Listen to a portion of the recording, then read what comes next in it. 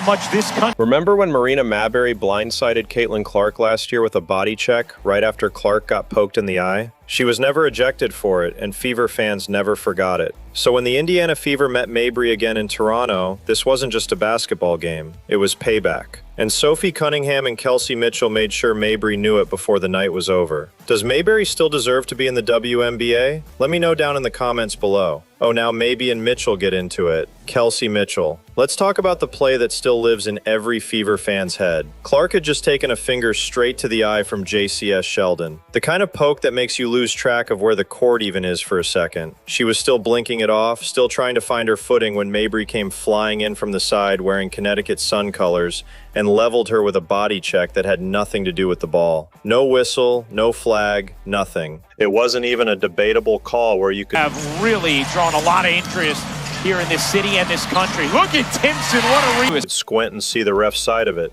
Clark got hit while she was already hurt, already vulnerable, and the officials just shrugged like it never happened.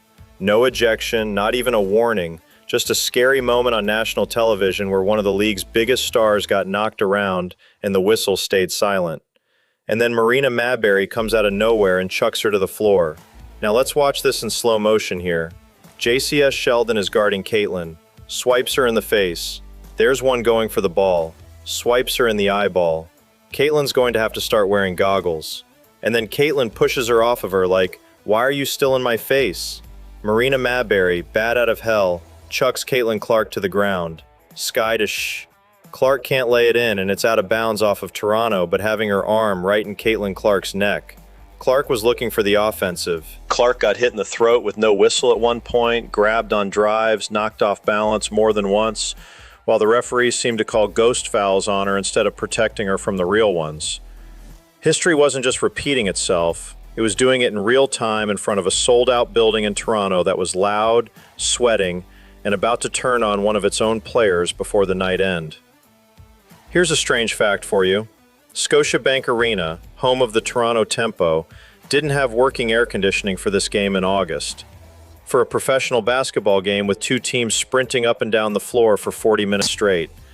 Whoever runs that building either forgot it was summer or just didn't think it would matter. And by the end of the night, everybody in that arena knew exactly how wrong that was. You could see it by the first quarter. By the second quarter, legs started looking heavy, especially for the Fever players logging real minutes. And that heat wasn't just some minor annoyance in the background. It was actively changing how the game got played. And it was about to hit one player harder than anybody else on the floor. Mitchell underneath with the reverse. It's like you get on an island and then let Kelsey Mitchell take it under 10 on the shot clock. Hat player was Kelsey Mitchell, and for 3 quarters, she looked unstoppable, dropping 16 points in the first quarter alone on her way to a monster night. Indiana built the kind of lead you'd expect against a team on an 11-game losing skid, jumping out by as many as 17 points and looking like they might just cruise to an easy win on the road. Toronto had every reason to fold right there, down big, exhausted, playing in their own sauna of an arena against a Fever team clicking on every cylinder. Toronto clawed back. Alicia Gray's been cooking Indiana's defense for 3 quarters, so White switches to his zone, and Atlanta's offense just stops working. Indiana holds the Dream to 9 points in the entire 4th quarter after that switch.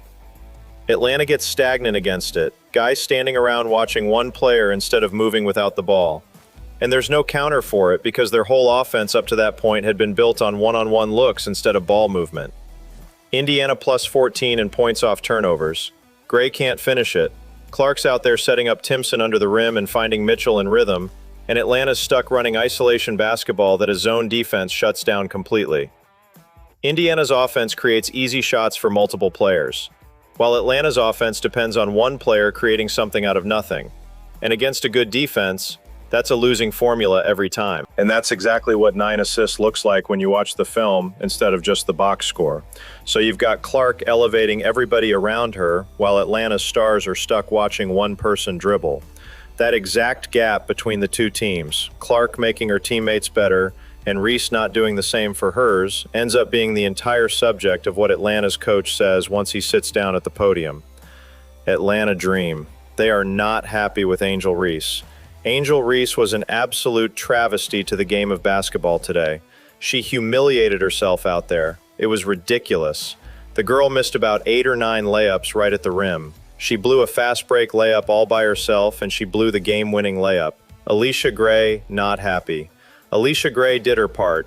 34 points, and she's pissed off Angel Reese blew this game. Head coach Carl Simico also pissed off with Angel Reese for blowing this game, embarrassing the team. He doesn't come out swinging. He starts slow, talking about spacing and shot selection like he's trying to keep it clinical. But the longer he talks, the more it turns into something else entirely. He gets asked about the final play of regulation, the one where Reese gets the offensive rebound and puts up that contested miss. And his answer is not what you'd expect from a coach trying to protect his player. He says, "We just had to move on to the next play." Then he adds the part that actually matters. There was supposed to be one screen in there, and we kind of forgot the screen. That's Simico saying on record that Ree and Ryan Howard blew the actual play call. Not a tough shot that just didn't fall. A busted assignment on the biggest possession of the night. We had a chance to win it in regulation, and it just didn't go down. He tried to say it like they missed the three. She missed a point.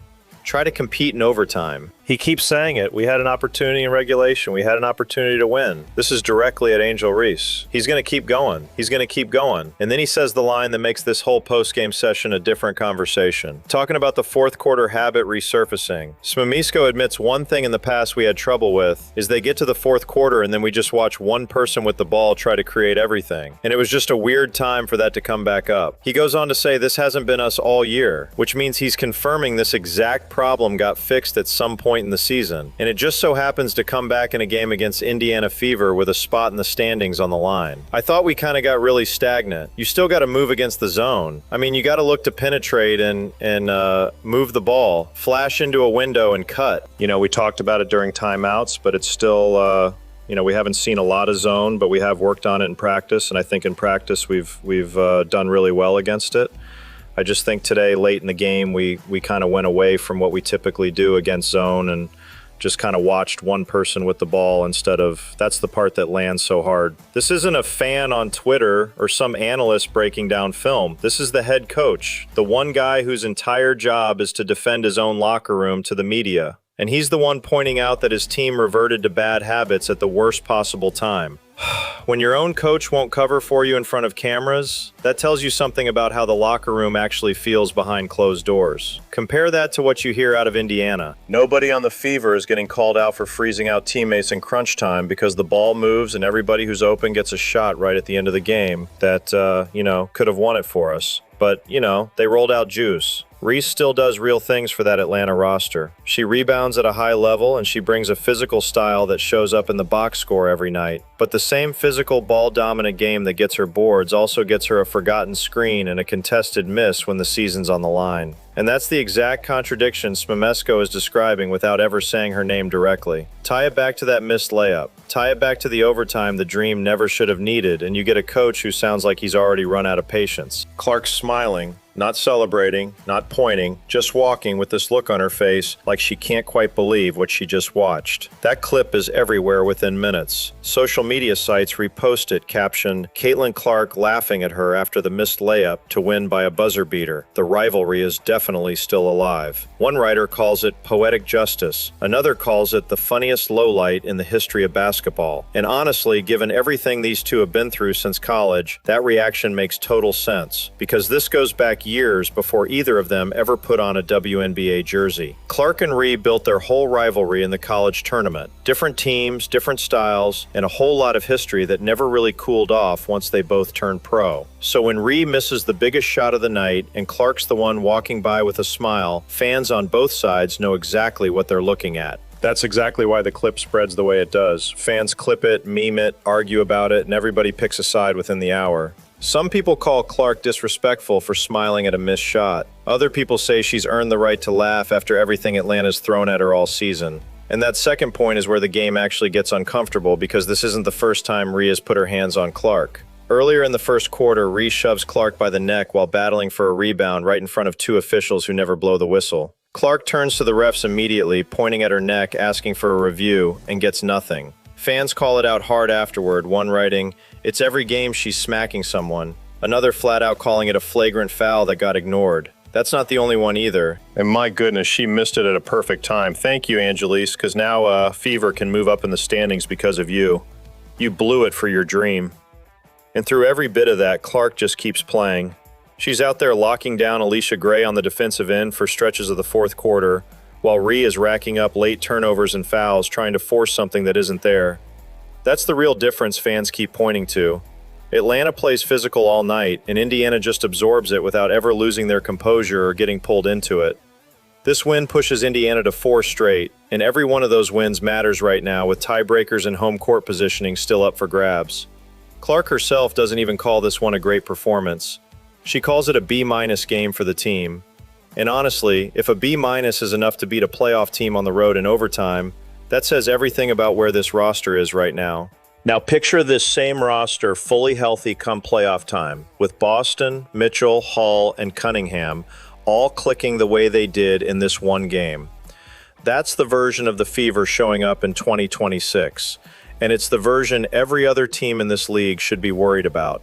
Indiana didn't win this game on talent alone. They won it because Timpson trusted the pass, Mitchell trusted her shot, and Clark trusted every single one of them with the ball in crunch time. That's chemistry. And chemistry doesn't show up on a stat sheet, but it shows up on the scoreboard every single night. Add that to Clark's MVP case, and it's hard to argue against her. 4 straight wins now with home court still on the line down the stretch. And somewhere in Atlanta, a coach is sitting there wishing his front office never made that trade for Rhee at all. Do you think the Atlanta Dream regrets trading for Rhee? Let me know down in the comments below. Angel Rhee just got called out by her own coach, and it happened right after the most crucial loss of Atlanta's season. Rhee was destroyed not by a fan account or a random reporter, but by the guy who coaches her every single night. He looked at what basically said the quiet part out loud. We're going to get to that exact quote, but first you need to see what Reese did all game that made him say it. Do you think the Atlanta Dream regrets trading for Rhee? 6.6 seconds left. Score tied at 81. The ball's in Atlanta's hands, and every person in that building knows exactly what's coming. Playoff seeding is on the line for both teams, and the Dream have a real shot to walk out of this one with a win over the team everybody wants to see them beat. This is the moment. One bucket wins it for Atlanta, and Indiana's season shifts if they can't get a stop. Doesn't even touch the rim. But the possession isn't over, because Angel Rhee already boxed out Aaliyah Boston and grabbed the offensive rebound clean. She's got position, she's got a look at the rim, and she's got a couple seconds to be the hero for Atlanta. But as the old saying goes, there are only 3 things certain in life: death, taxes, and Angel Reese missing a point-blank layup. Hey, man, this might be the greatest meme ever right here, dog. I can't hold you. I can't hold you, man. I was looking at this last night. I said, dog, just watch how she walked by. Just diabolical work. Watch this. Look at this. Man, this is hilarious, man. This is hilarious. My goodness. Oh, man. But let's talk about how they were throwing life. She puts it up and it clangs off the backboard, then bounces off the front of the rim. No good. Naz Hillman scrambles for the loose ball and fires up a desperation heave before the buzzer sounds. And none of them go in. Regulation ends the same way it started, tied at 81, except now Atlanta's the team that just blew a golden shot to win it outright. Watch the Atlanta bench in that exact second. That's where you see it first before any coach says a word to the media. Guys are slumped.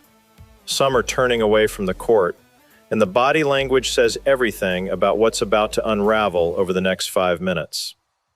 Meanwhile, on the other end, Clark's jogging back like nothing happened, already clapping and talking to her teammates about overtime like it's just the next possession of the night.